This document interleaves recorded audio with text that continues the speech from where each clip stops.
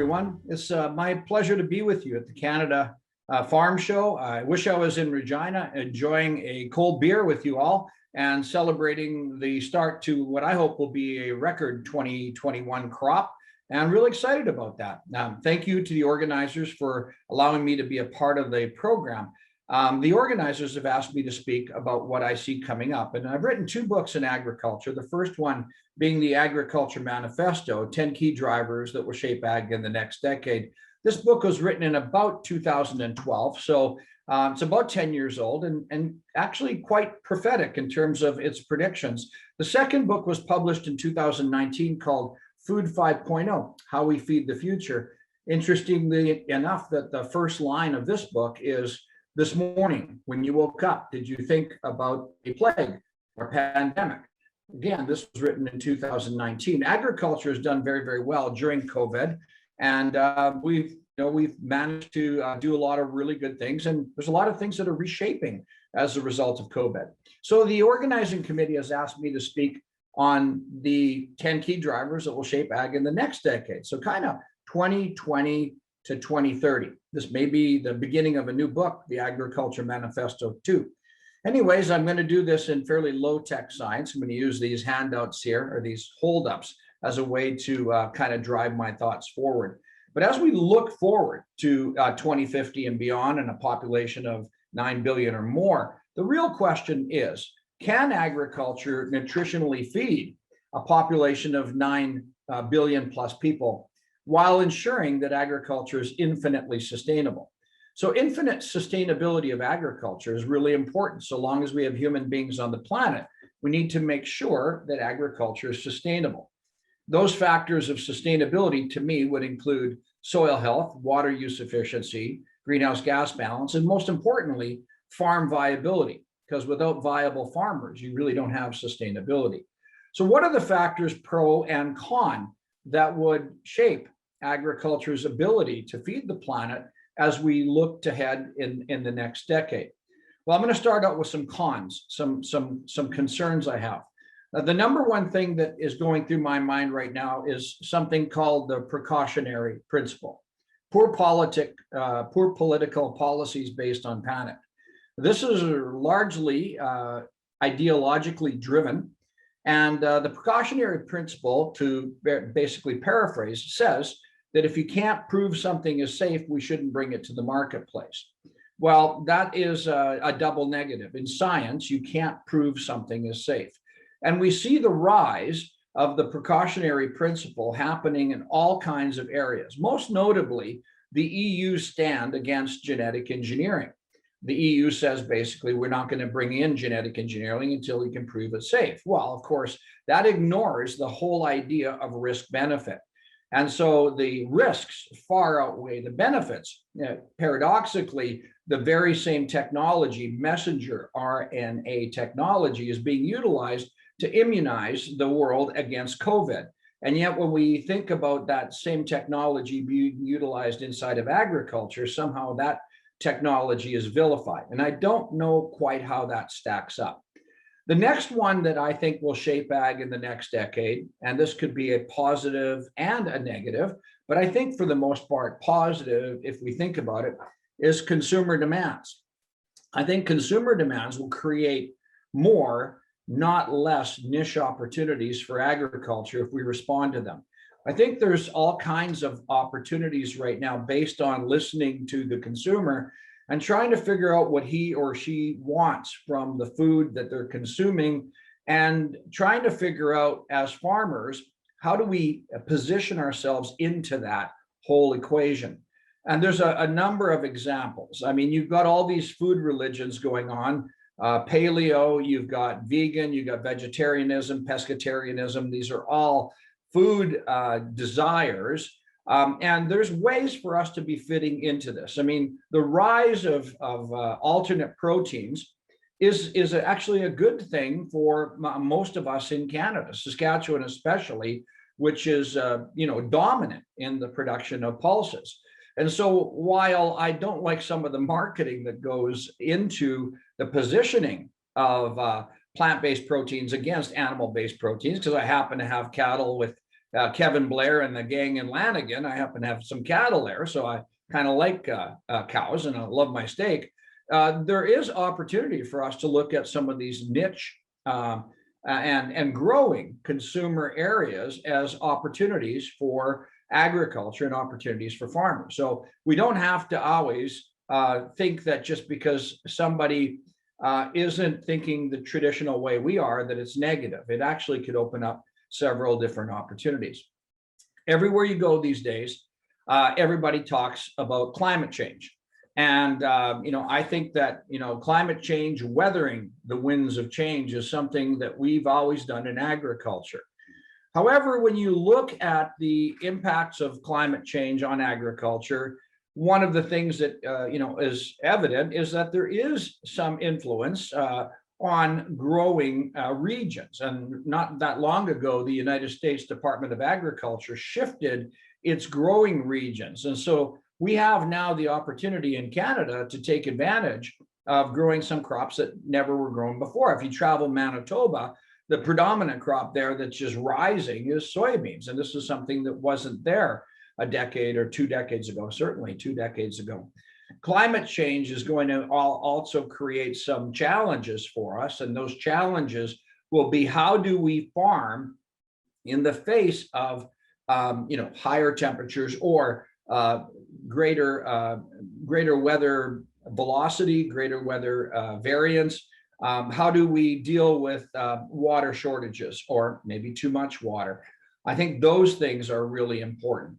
Another issue that is rising that ties into climate change, because when you think about sustainability, which I mentioned before, soil health, water use efficiency, greenhouse gas balance, and farm viability in the face of climate change, we hear a lot of talk these days about something called sustainability. Sustainability, what is that? How do we measure sustainability on the farm? Well, now one of my concerns is that we have a lot of ideologies, and those ideologies may not match exactly in line with what I think would be appropriate, which is outcome-based agriculture. And then interrelating or overlapping all of this as an umbrella is the whole conversation around carbon. So agriculture is being vilified as being a major cause of carbon, of greenhouse gases. That's true. But we're also one of the industries that has the potential to reduce greenhouse gases like no other industry that you can think of. Concrete can't do it, transportation can't do it, aviation can't do it, energy sector can't do it, but agriculture can. From a rough standpoint, an increase of 1% organic matter is about 12,000 pounds of carbon. That's about 20 metric tons of carbon dioxide per acre on in a 6-inch slice of soil. If you can increase that organic matter, how would we do that? How would we measure that? And can we get paid for that? So to me, sustainability is really something that the consumers and investors, because we hear a lot of talk these days about ESG, environment and society and governance. And if you look at the United Nations, they have 17 key sustainability metrics to 2030. Agriculture really has the opportunity to do a lot in helping meet global sustainability metrics. One of the things that bothers me is the vilification of North American agriculture. I hear all these terms right now that, going around: regenerative agroecology, natural farming, organic farming, and then it kind of is all against conventional farming. Well, in Saskatchewan, we've been practicing no-till, and the media seems to just be waking up to the fact that every time you till the soil, you fracture the soil, you break down organic matter, you release greenhouse gases in the atmosphere, you destroy the soil's ability to hold water. And so when we're talking about all of these juxtapositions, what's worse? Is it worse to use a pop can full of glyphosate on a GMO crop to control the weeds, pop can full of glyphosate carried with 20 or 30 gallons of water over the size of a football field? Or is it better for us to be tilling. And excessive tilling, as would be predominantly the weed control measure in organic farming, for example. Regenerative has been talked about. And how does that relate? People on one side are vilifying animal agriculture, saying that cattle are the major cause of greenhouse gas on the planet. Well, if you study that a bit, cattle actually don't make more greenhouse gases. They recycle old carbon dioxide that's been taken in from the air into the grass, eaten by the cows. The cows burp. Methane has a half-life of 10 years versus carbon dioxide having a half-life of 100 years. Now, methane is more CO2 or greenhouse gas greening than carbon dioxide is, but the only way the livestock can actually make more greenhouse gases is if you have more cattle. And the peak of the livestock herd, arguably in North America, was 1971. So we are doing more in agriculture with less, and there's lots of science coming down the pipe that would allow us to reduce greenhouse gases, increasing sustainability. The 4 R's, the right amount of nitrogen, the right place, the right timing, and the right amount, the right form is an example of us being able to meet some of those sustainability metrics.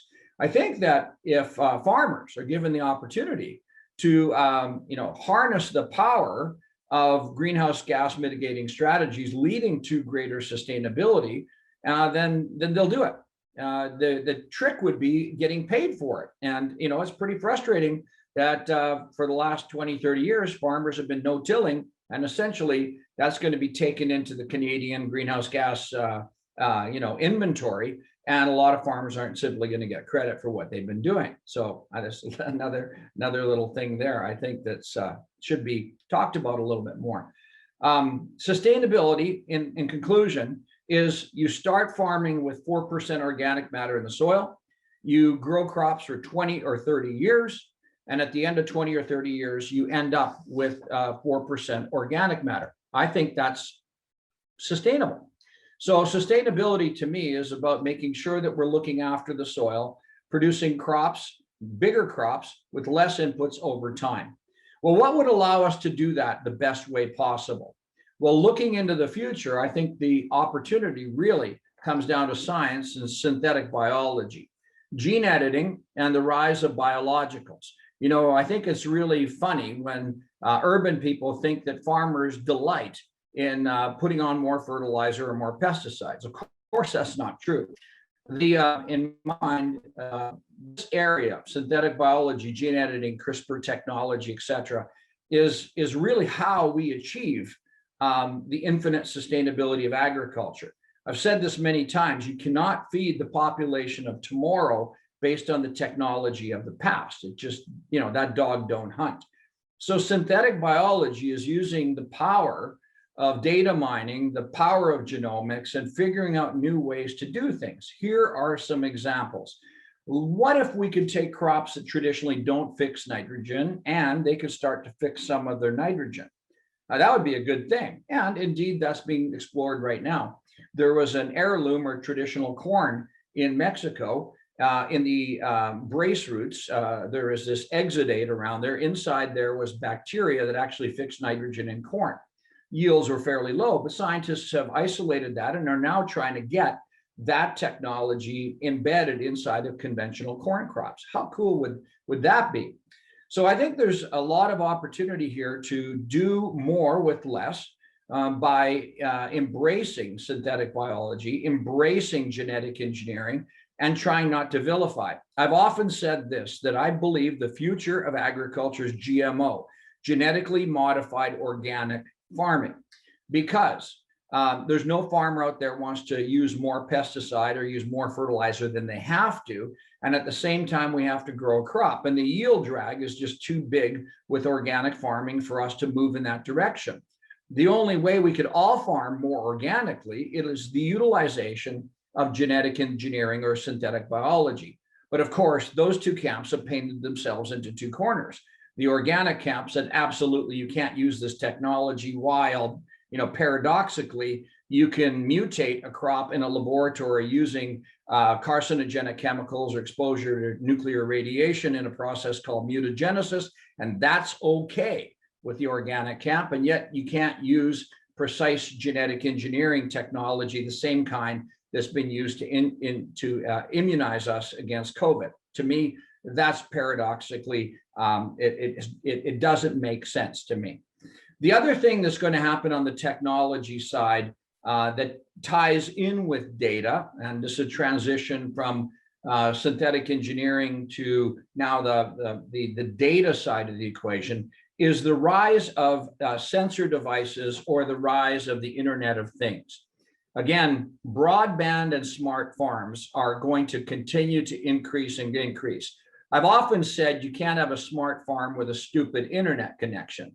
And that's true. You can't, you can't, if you had a $5 million business in Toronto or Vancouver and you didn't have access to the internet, people would say it's preposterous. Yet there's lots of farms out there farming, and raising $3 million, $5 million, $10 million worth of revenue that don't have adequate access to broadband. Now, over time, that will be cured. As that happens, we're going to see a proliferation of sensor devices on the farm. Everything from weather stations, which is fairly commonplace today, so you can get a handle on what's exactly happening distributed across the farm. You also can get soil moisture probes. A lot of guys are working with that. Great company out of Saskatchewan, Crop Intelligence, working on that. You have the ability to monitor levels like cattle out of Saskatchewan. Again, those guys can give you the ability to remotely monitor all sorts of levels in your tanks. Carbon dioxide monitors inside of grain bin, grain storage, all of that kind of stuff is all coming together. So there is going to be an absolute proliferation of sensor devices on the farm. That means that there's so much information coming at you that you're going to have a way to deal with it. And that's where the algorithm comes in. Algorithms are mathematical equations, and making use of the data, turning into useful, better alerts or better decisions will depend on algorithms. I've said this before, he who has the best algorithm wins. These algorithms are going to be able to take the information, and I've been working with a company called Intelinair, which basically does remote sensing of crops. And if you have 70,000 acres and hundreds of fields, as one farm in Indiana does, they wake up in the morning and they really use the alerts to tell them where to go and what likely is the problem on the individual farm. So I think that algorithms are really going to be a common word that we're going to use in agriculture in the next decade. The trick is an algorithm for Western Australia, an algorithm for wheat in Kentucky or the UK is not the same as a nitrogen algorithm for Saskatchewan. So I think we're going to have to temper our excitement about algorithms with the ground truthing that's necessary for them. On the heels of data, I believe this is also going to happen, and that is something we've been hearing a lot about in the media lately, and that is the blockchain and cryptocurrency. When you start to build transactions, particularly on blockchain, this means that you disintermediate middlemen. Now, the reason middlemen exist is to take the risk. In other words, if you don't know where your grain is going at the end, you'll rather sell it to a series of middlemen than trying to deal with the end buyer. Well, blockchain and potentially cryptocurrency means that there'd be an increased level of trust. And that increased level of trust then means that more direct connection between producers, those people are raising cattle, those people raising livestock, or people in trying to tap into niche markets is available to us, because the trust factor goes up when you start attaching them to the blockchain, which is a way for us to track the steps in the movement of commodities. And also when you layer on top the potential of being able to transact using cryptocurrency, it's interesting to me that I think that one day we'll see an agricoin, some sort of an agricultural cryptocurrency that's attached to the movement of contracts that ultimately facilitate that transaction, and then you can turn it into fiat currency once the transaction is taken care of. Well, another thing that I have some background in, thanks to Norbert Bugeaud and the people at Seedmaster and DOT, I played a role there as we exited to Raven. I think it's now called the Omni Power Platform, is the rise of robots. We're going to see more and more robotics in agriculture. It's not a question of if, it's just a matter of when. The reason for this is, number one, is labor. The fact is that we are being constrained on labor. We're seeing evidence of this during COVID, where we've had to make special dispensation to bring foreign workers into Canada, particularly in the vegetable or high commodity, high handling type of agriculture production. Vegetables or fruits require a lot of human intervention. On the broadacre farms of Saskatchewan, Alberta, Manitoba, Montana, labor is an issue because you can't find qualified operators to drive these half or $1 million or $1.2 million pieces of equipment. So it means that as time passes on, there's going to be more and more robotics on the farm. This also leads to a question of how we're going to manage all of these changes at the farm level. And I believe, as point number 10 will say, this is going to continue to be an area where high tech and high touch need to merge. I think there's going to be a brand new, and there is a brand new job on the farm, and that's called Farm Technology Integrator. Colleges like Olds College, Lakeland, Assiniboia, SciAst are working at bringing out a new generation of people to help farmers with technology integration. I also think that remote ag is also going to rise. And that leads to the company that we founded, which is, of course, AgVisor Pro. AgVisor Pro is a connectivity channel that creates a connection between seekers and experts in real time to put my brain on your farm, my brain in your field, without my body having to be on the farm. And I wanted to just do a shout out to Saskatchewan Agriculture, because the folks at Saskatchewan Agriculture are the first jurisdiction in Canada to do a pilot project with us. So anybody watching this can download AgVisor Pro for free, and you can connect to anybody in Saskatchewan Agriculture for free, or to any of our Tech Direct partners for free as well. And we have all kinds of experts on AgVisor Pro as well. So as I kind of wrap up here, the question really is, and what I believe as a statement is, agriculture can nutritionally feed 9 billion people and be infinitely sustainable if precautionary principle doesn't rule the day, and we have political decisions that are based on science and fact instead of panic and ideologically driven lobbying. That's a concern for me. So as I wrap up this conversation about the 10 key drivers that will shape agriculture in the next decade, let me say categorically that I have great optimism and great faith in our ability to feed the planet. Yes, we've got all sorts of areas that we can do a better job in. We can do a better job in fertilizer management on the planet. We can find new ways to apply nutrition, new ways to apply crop protection products using precision agriculture. We can integrate robotics with technology whereby the weeds are detected. For example, that new project just coming out in Saskatchewan, Precision AI, which promises to be able to actually scan the field and then use a variety of different technologies to kill the weeds. And UK, I was just talking to a robotics company that's scanning the field, figuring out where the weeds are, and then using electrocution, a little electrical charge, to kill the weeds and eradicate them from the field. How organic is that? That's utilizing technology. And I think that there's an opportunity for us to actually feed the population of the planet with a more nutritionally dense food. And I hope one day we'll have the advent of something like golden rice available to address other nutritional issues that are predominant across the planet. I want to also conclude by saying, ideology or one-shot fits all is dangerous. You can have Mediterranean climate for growing crops in New Zealand, which is wonderful. And that can be implemented maybe in San Francisco ranch area, which is also Mediterranean. But that dog simply may not hunt in northern Saskatchewan.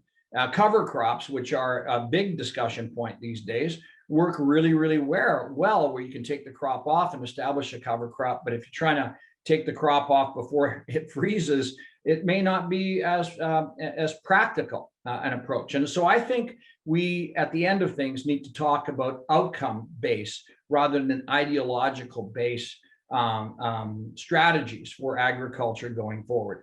In closing, I want to thank the committee for including me as part of this conference. This was a real honor to be on the same docket as ex-Prime Minister Stephen Harper and ex-Premier Brad Wall and Dave Merritt, your Minister of Agriculture in Saskatchewan, awesome guy. Please download AgVisor Pro on iOS and on Android. AgVisor Pro is agricultural channel connecting agriculture to its experts. That's my commercial. My name is Robert Saik. You can reach me at robertsaik.com. You can also check out my TEDx talk, Will Agriculture Be Allowed to Feed 9 Billion People? It's my pleasure to be with you. I'm looking forward to next year being in Regina at a meat body show where we're actually getting together as human beings. Miss that, especially as farmers. We work we work in disparate areas and kind of isolated. So we're looking forward to getting back together with the trade shows that will come out in the next 12 to 18 months. So all the best to all of you, successful crop and a great harvest. I came in the house and I said to the kids, don't go outside, Grandpa just hit the power line. And I thought, like, is he hurt? Is the line on the tractor? I have my husband, Ron. We've been married for 17 years and we've lived in our home here now for 14 years. And we have our daughter, Autumn, and our son, Noah, and we live in the same yard here as his mom and dad. Life out in Admiral is wonderful. We have a great sense of family out here. We have no distractions. We have each other. We go for walks with our pets, enjoy just the outdoors more. It's good.